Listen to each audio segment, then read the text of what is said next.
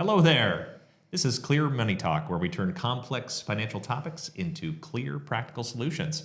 My name is Tim Clairmont. And I'm Tyler Andrews. Welcome to the show. We got another great episode here jam-packed for you guys. Today, Tim, we're going to be talking about HELOC or cash out refinance, which makes more sense in 2026. Got it. Specifically 2026. We got a lot of different stuff happening in the world, in the economy, and this is a big question. I think a lot of people have been waiting on the sidelines, waiting for that right moment where it just feels right to do something with the equity they built up in their real estate. So I thought this would be a fun one to talk about. We can offer our insights about which makes more sense for different situations, and as always, have a lot of fun doing it. Yeah, this makes a lot of sense. So there's a lot about predicting future movement of interest rates that are tied to this kind of question. And then again, there's the element of how stable is your cash flow to be able to handle the kinds of payments associated with borrowing, whether it's a home equity line of credit, HELOC, H-E-L-O-C, or whether it's refinancing cash out from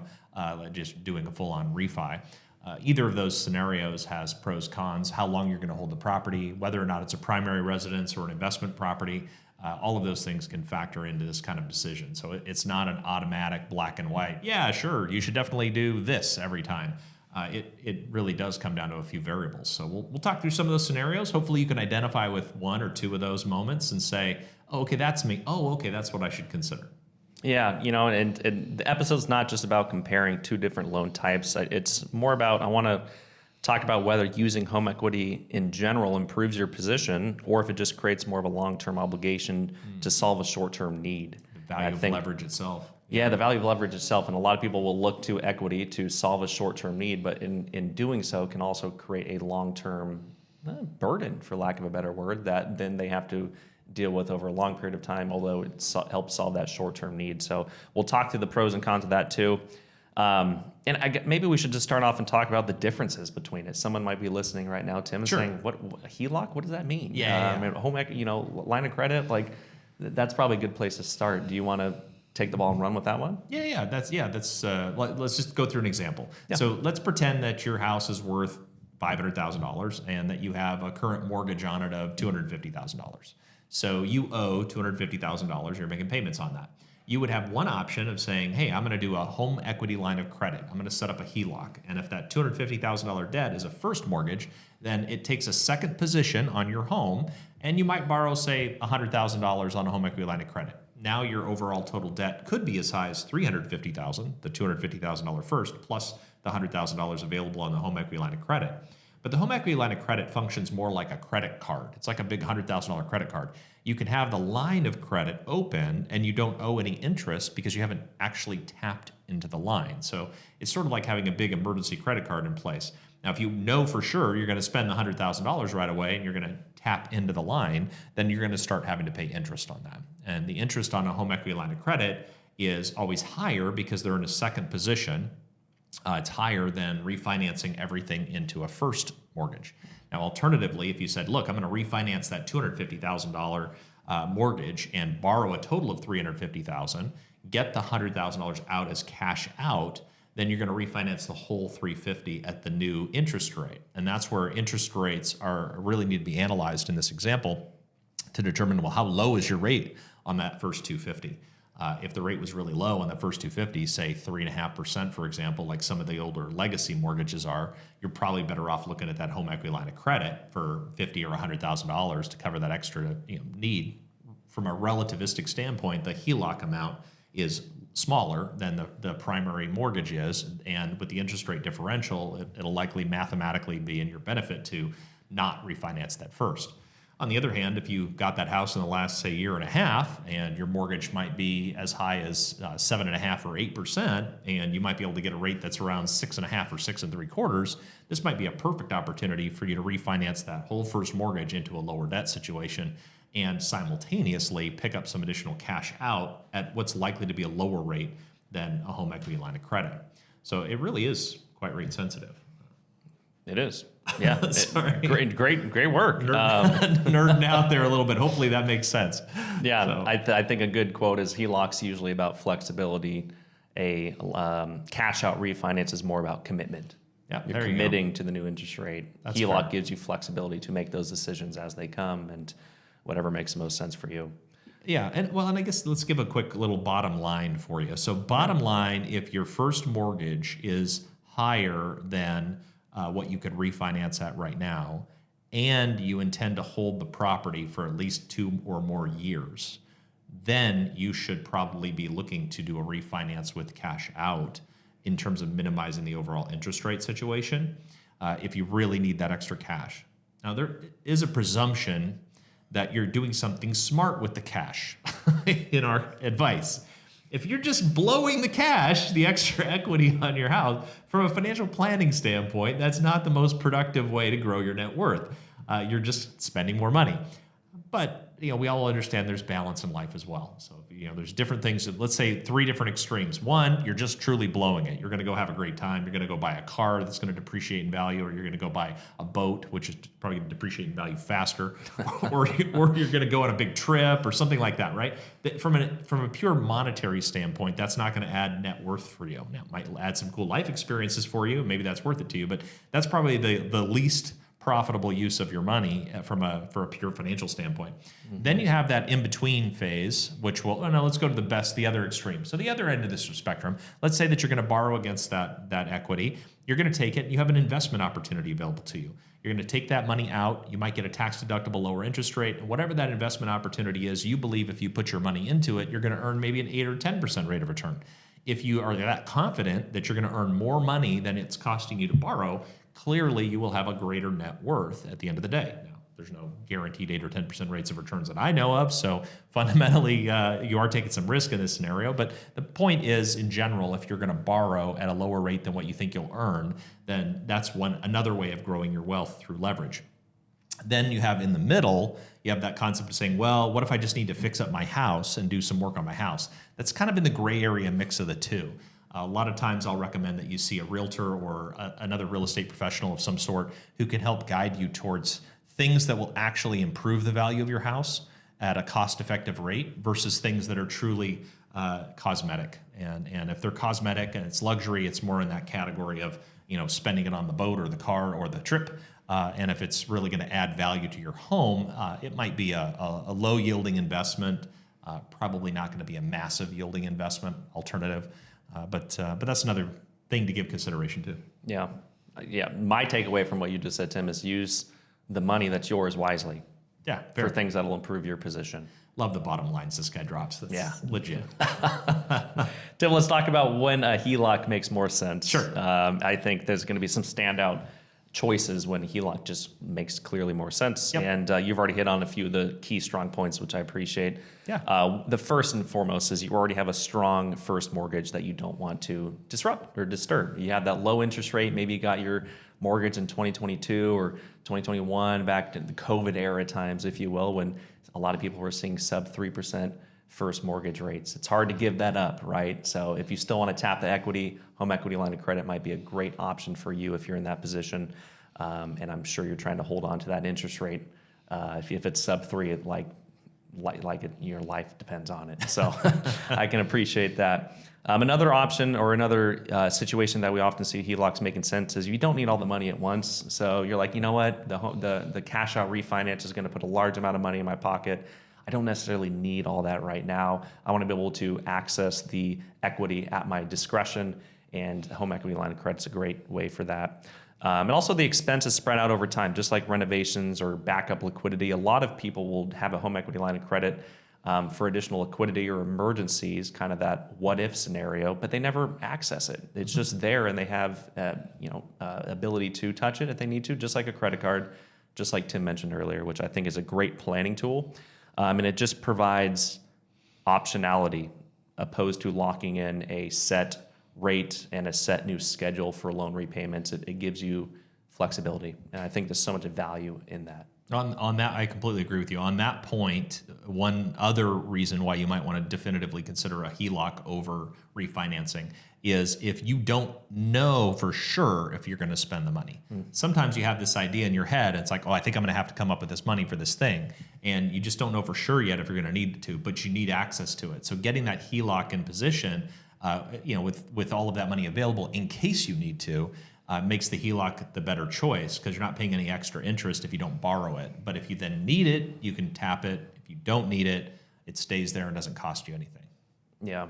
I guess a word of caution too is, HELOCs can be easy to access. I mean, there's still the whole approval process and application you got to fill out, and debt to income ratios that the underwriters look at for approval of home equity line of credits. But it doesn't mean it doesn't come without hidden costs and things to be on the lookout for. Variable rates, easy borrowing, those things can create trouble for certain people. So if that might be you, just take that extra second to think about, is this actually something that is important to me and that's going to add value? Because we have seen people run into trouble with home equity line of credits. It can seem like an easy thing to get hands on either a little bit of money or a lot of money really quickly, but it does come with repayment schedules. It does come with variable floating interest rates oftentimes during the draw period, and then sometimes it goes fixed during the repayment period. There's these different scenarios, if you will, with it that you need to make sure you understand. Yeah, So, this is really fundamentally, I guess, first it's a business usage of the money sort of psychology issue. What are you going to use the money for? And is that wise or not wise? That's one level of evaluation. And then it's a math problem. Then it's just saying which one's the more cost-effective strategy? Which one's going to cost you the least in fees and the least in interest? And that just makes that part a math problem. And there's a lot of ways to get the answers to that math problem. We happen to be able to calculate that stuff very quickly because that's what we think about all the time because we're nerds. But at the end of the day, it really is just a math problem. One thing to keep in mind, like we were talking about earlier, hey, if you love that low interest rate you've got, maybe you got that 2.5 or 2 3/4 or 3% interest rate, and it's a first mortgage. That's beautiful and that's wonderful, but it's not just beautiful because of the rate. It's proportionately beautiful based on the size of the loan. See, if you only owe 30 grand and it's at 3% interest and you have a $500,000 property, it really doesn't matter that much if you refinance that out. That's a really small loan. On the other hand, if you owe 300 grand on a 5% or $500,000 property at 3% interest, that's an extremely valuable loan. So the larger the loan at that low rate, the more special that particular loan is. And you want to factor that in as well in your math calculation. yeah, that's a great way to look at it. When does a cash out refinance make more sense? Let's talk to that, Tim. Sure. I'm just going to hit it quickly here. We already talked about a lot of this stuff, but to summarize it and put it into something that you can chew on, you need a specific lump sum amount of money right now. That's what Tim mentioned earlier. HELOC gives optionality. You don't necessarily know if you're going to need the money, but you want to have the ability to access it if you do. Cash out refinance is the contrary to that. You need the money right now, and it's like, here's a big chunk of money, go do what you're going to do with it. It might make more sense for you if you want one loan and one payment schedule, so that way maybe it overwhelms you having multiple loans and having to keep track of those different things and different payment schedules and all that. So if that's value to simplicity. it's simplicity can be bliss, I guess. Yeah. Sorry, I didn't mean to derail you. No, it's okay. You already did, so it's cool. If you're comfortable replacing that primary mortgage, like Tim talked about, the first lien, if you will, on your home, if you're comfortable replacing it, maybe because you have a higher interest rate, you can get a lower rate. That's another situation where doing the cash out refinance might make more sense for you. And as Tim just mentioned, the long-term math. If the long-term math makes more sense, factoring in the rate, closing costs, time horizon, those other factors, the cash out refinance can also make sense a lot of times for certain people. A lower looking monthly payment does not always mean a better long-term decision. That's so right. You got to factor in the long-term cost of a mortgage. A 30-year fixed mortgage at a potentially a little bit lower interest rate might not save you money over time. If you had a shorter duration left on your existing mortgage, even if it's at a higher interest rate, you still might be paying more in interest by refinancing it, pulling out cash, and then having a whole new 30-year fixed duration there. So especially if you only make minimum payments on that scenario and you're not doing other smart things with the rest of your money. There's always ways to optimally utilize your resources. I mean, that's really what financial advisors teach you to do, is to try to tell you how to use your money in the most effective way possible to improve your financial situation and accomplish your goals. And that's what we do. And there's the nuance involved in every one of these scenarios. And it's a good topic as far as the conversation is concerned, but it is more than a math problem. And it's more than just a psychology problem. It's also, how long are you going to hold that asset problem? And that's very real. If you're going to hold that asset for more than 5 years, that allows you to make easier decisions and focus on just the math and the psychology. If you don't know if you're going to hold the asset for 6 months or 3 years, that becomes a real variable that you need to factor into the pros and cons of the situation. If psychology wise, if you know you're going to take the cash out and do dumb stuff with it, and just spend it on stuff just for fun, that makes your job easier to determine. You probably want to borrow as little as possible and try to fund as much of that from your paychecks as you can. On the other hand, if you know you're going to take that money and invest in an opportunity that you know is there, or a critical need, like maybe you have to cover some medical expenses or something that are not being covered by other stuff, you need to have that liquidity available. There's really no negotiating there. We're not going to judge you for how you use the money in that situation. You shouldn't judge yourself in that way. If you have to do it, you have to do it. But then it's a function of saying, okay, now we go back to the math part. But it really comes down to how long you're going to hold the asset, what's the math look like, and what are you going to use the money for? Yep. Yeah, thanks for that, Tim. I want to go back to the title of the podcast, right? HELOC or cash out refinance, which makes the more sense in 2026? I didn't put in 2026 loosely. There's a purpose behind it. Yeah.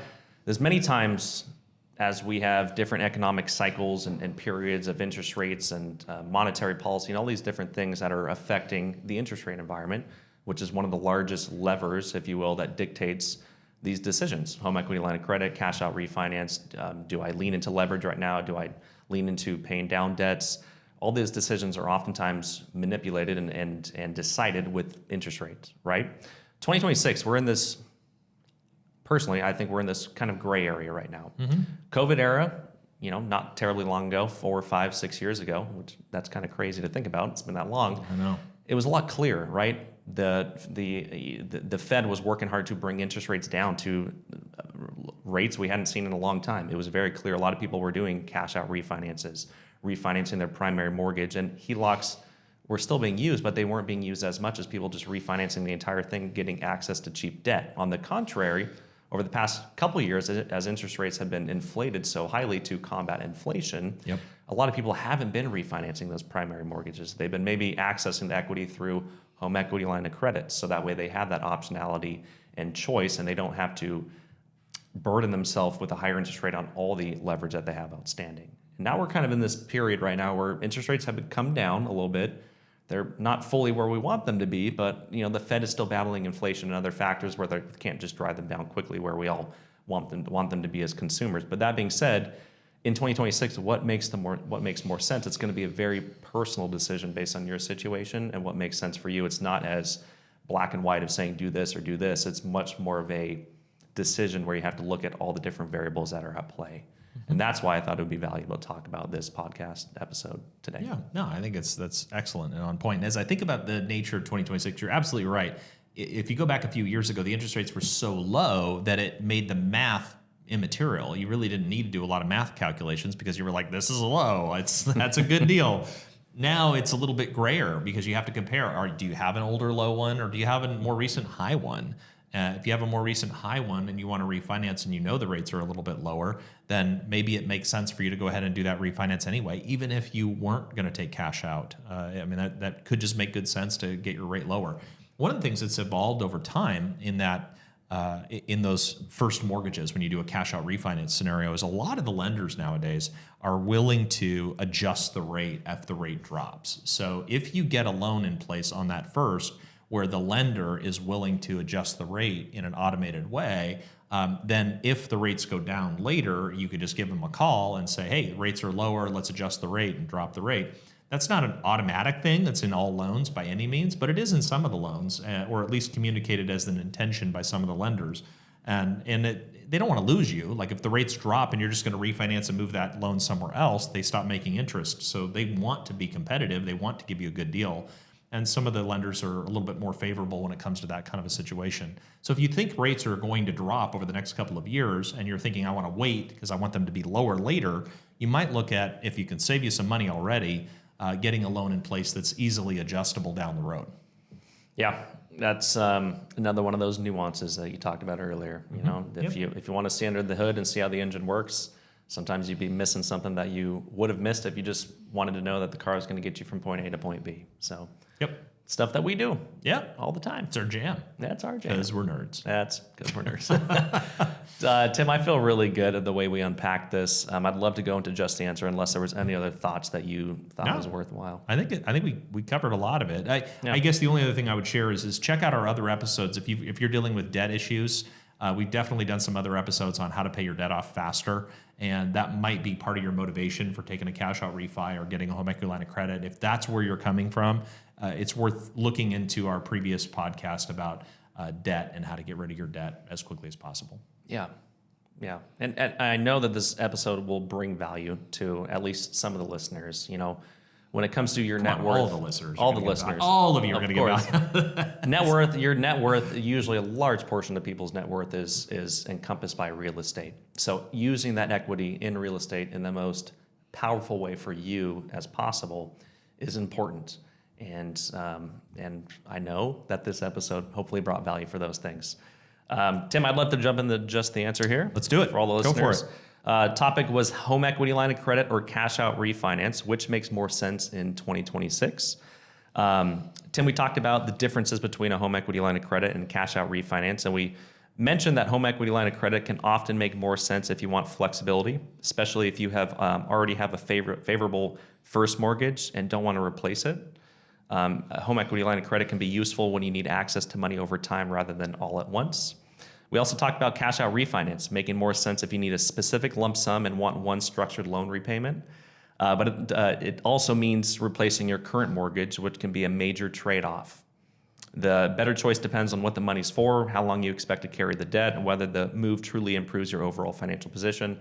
As Tim mentioned earlier, are you using the money for something fruitful for your wealth building, or are you using it for buying consumer stuff, which usually is not a great use of your net worth? Might be fun. But but is it improving your financial for your net position? worth, yeah. That's right. So as always, we encourage you to listen to the full episode. There's so much in there that we unpacked that just the answer can't fully encompass. But if you just want that quick hit, hopefully that gave you a lot of value right there. I hope this episode makes you think more clearly about borrowing against your real estate, whether that's your primary real estate or an investment property or something else that you own real estate for. If it has brought you value, please consider subscribing to Clear Money Talk. Trivia. Yeah. What are you gonna hit me with? I feel like you're gonna get this one, knowing the nerd that you are, Tim. Okay. I'd like you to tell me which chess piece can move in a straight line any number of spaces, but only horizontally or vertically. Oh, that's the rook. So Yeah.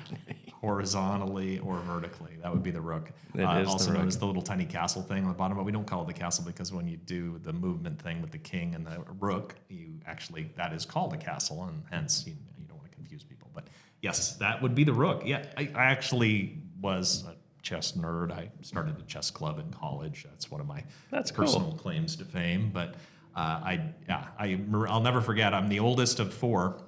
I have three younger sisters, and being the only boy and parents that are busy, doing all the normal stuff that they're doing, they really want to keep me occupied because my brain was constantly spinning. And they gave me a little chessboard where you would take the pieces and you'd push it in and play computer chess, and I enjoyed that quite thoroughly when I was about 11 or 12 years old. So, yeah, no, you want to hit me on chess questions as long as it's not like chess gurus and winners and all of that stuff. I can't tell you about who the chess competitors are of any time frame, but if it's how the game works, I can tell you that. You're the guy with the answer. I can tell you that. I thought it'd be a fun one to ask, not only because I know that you're a big chess buff, but also because it's the episode was about choosing the right move, not just making a move. Yeah.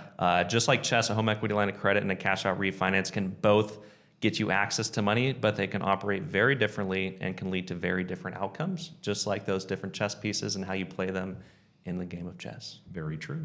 Very true. Yeah. Anyway, now I'm thinking about chess. I'm going to want to go play sometime soon. Yeah. All right. Well, thank you very much for joining us on Clear Money Talk. Hopefully you felt ROI on your minutes was there, ROI being return on investment of your minutes. You gave us your time, and we hope we gave you some value in return. Thanks for being here. Yeah, appreciate it. If you found value, which I know you did, consider subscribing so that way you don't miss out on future episodes. And Tim and I will see you on the next episode to come here very soon.